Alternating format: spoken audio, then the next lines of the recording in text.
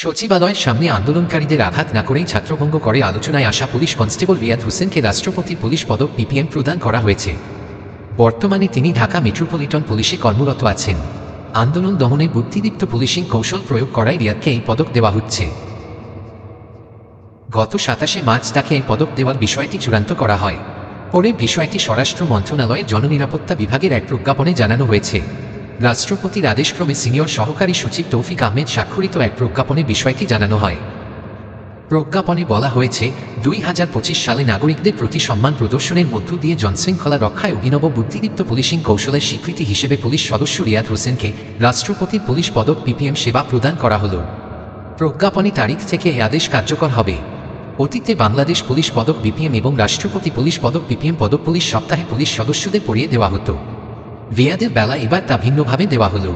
লাঠিপেটা না করে বরং লাঠিপেটার অভিনয় করে আন্দোলনকারীদের ছত্রভঙ্গ করতে দেখা যায় একজন পুলিশ সদস্যকে। সেই ঘটনার ভিডিও সামাজিক যোগাযোগ মাধ্যমে ছড়িয়ে পড়ার পর প্রশংসায় ভাসেন রিয়াদ হোসেন। সূত্র ইত্তেফাক।